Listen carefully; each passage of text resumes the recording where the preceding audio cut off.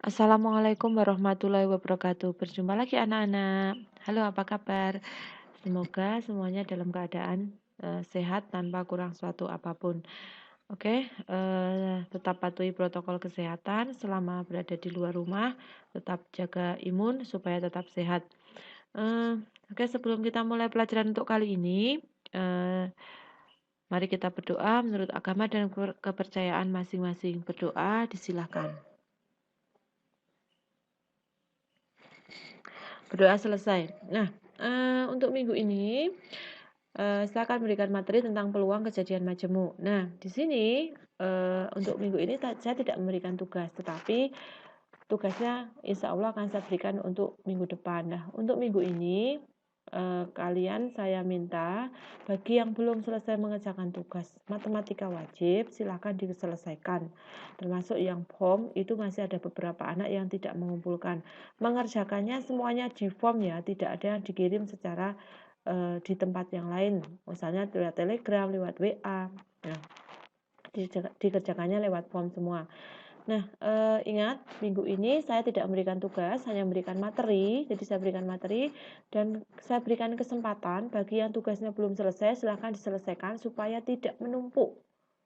Ya, supaya tidak menumpuk. Jadi kalau menumpuk nanti kalian yang rugi sendiri. Itu ya, diingat ya, minggu ini saya tidak memberikan tugas tapi hanya memberikan materi. Oke, kita untuk materi minggu ini yang akan saya terangkan adalah tentang peluang kejadian majemuk. Apa itu peluang kejadian majemuk? Kita lihat. Peluang kejadian majemuk. Nah, di sini. Nah, ini nanti di sini akan menggunakan dua buah macam operasi. Operasi yang digunakan adalah operasi yang digunakan dalam peluang kejadian majemuk adalah operasi gabungan atau union, dilambangkan dengan huruf U, dibaca atau. Dan operasi irisan atau interseksi dilambangkan dengan huruf N atau NU kebalik ya, dibaca dengan dan. Jadi nanti dalam peluang kejadian majemuk ini akan menggunakan dua macam operasi. Operasi gabungan atau union dan operasi irisan atau intersection. Nah, kita lihat ada terdapat dua macam peluang kejadian majemuk, yaitu peluang gabungan dan peluang irisan. Jelas ya?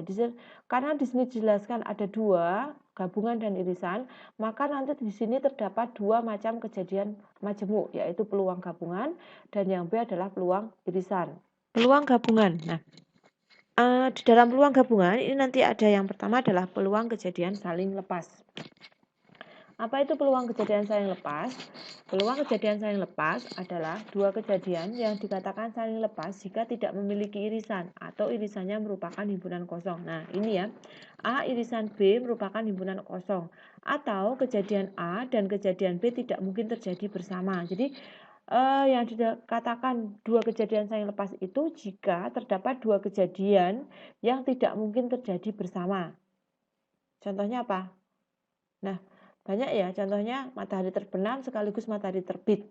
Kan nggak mungkin, itu contoh dalam keadaan nyata ya. Jadi dua kejadian yang tidak mungkin terjadi secara bersama-sama.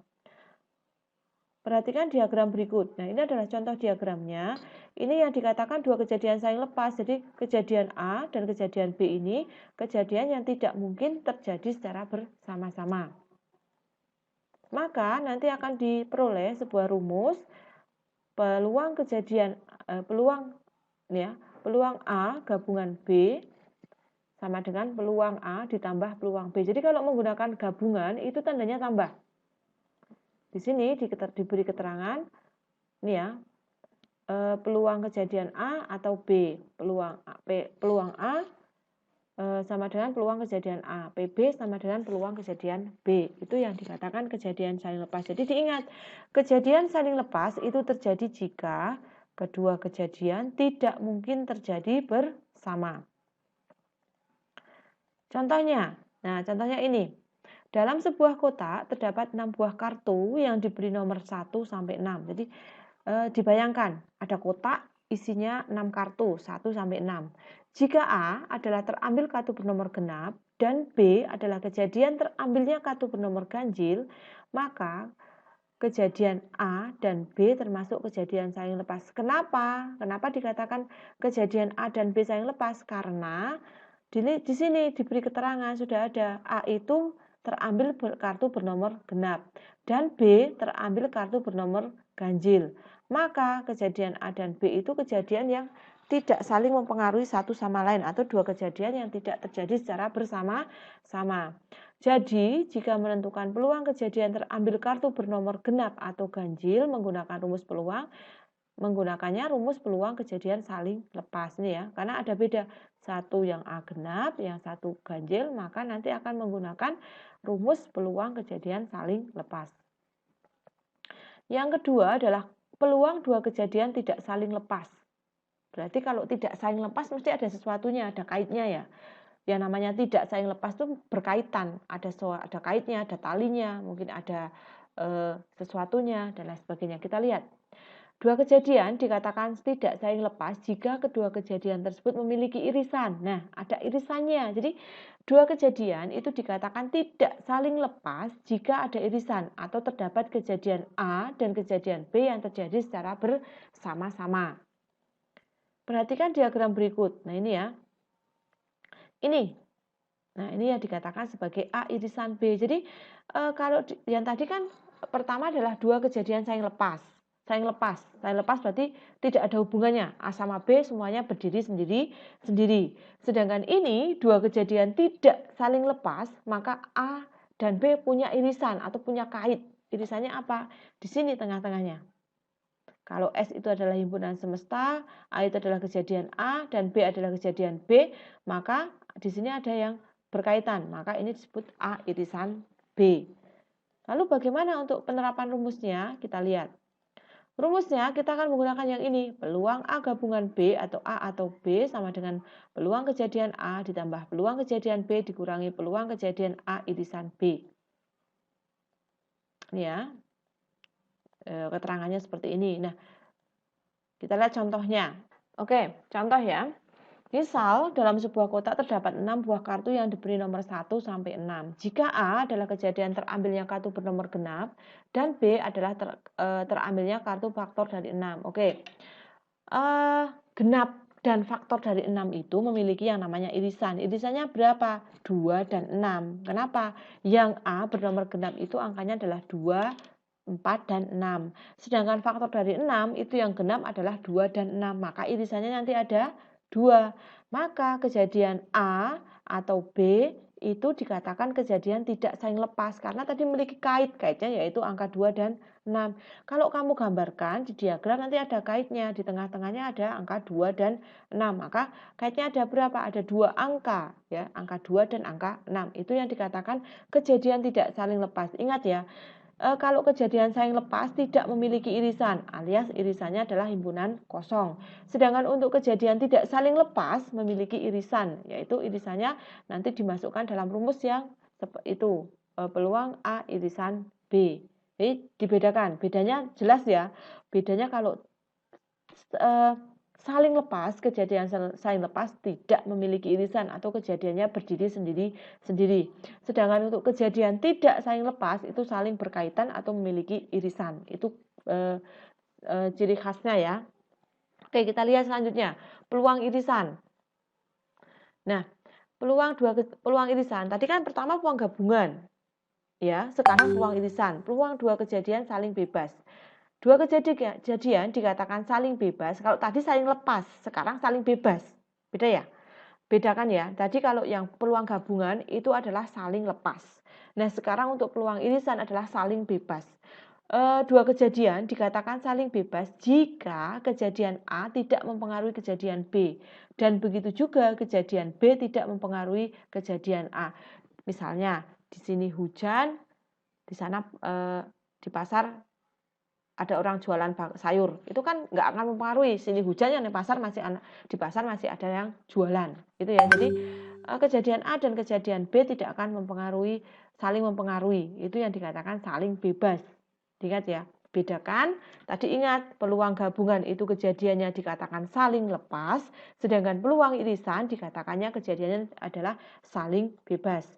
Rumusnya menjadi irisan itu menjadi dikali. Kalau gabungan ditambah, kalau irisan dikali.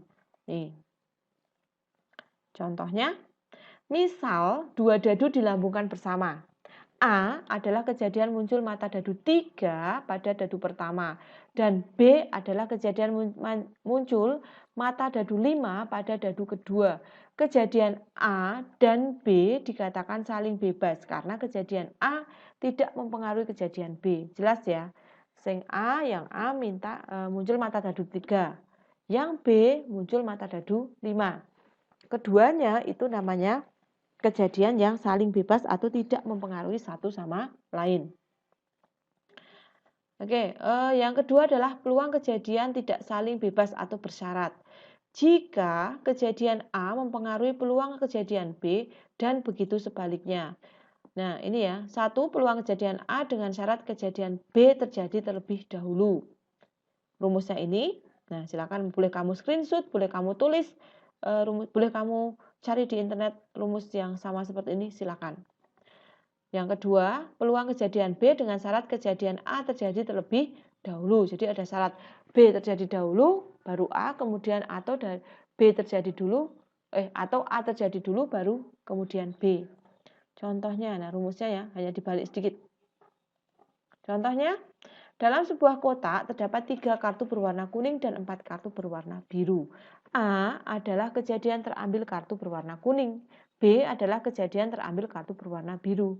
Dari kotak tersebut mau diambil 2 kartu. 1 per 1 tanpa pengembalian. Ingat, tanpa pengembalian. Kalau yang namanya tanpa pengembalian pasti nanti ada yang suatu yang berkurang. Kejadian terambil kartu pertama kuning. Lalu kartu kedua berwarna biru. Merupakan 2 kejadian bersama syarat. Karena apa? Kuning dulu baru biru. Ya, harus kuning dulu baru biru. Itu yang dikatakan. Nanti soal seperti ini akan terlihat di sininya. Kuning dulu atau biru dulu dan lain sebagainya. Oke. Itu yang saya sampaikan untuk hari ini adalah materi ini. Materi yang saya sampaikan hari ini. Nah, tugasnya kamu untuk hari ini memang tidak saya berikan tugas. Tugasnya tidak ada.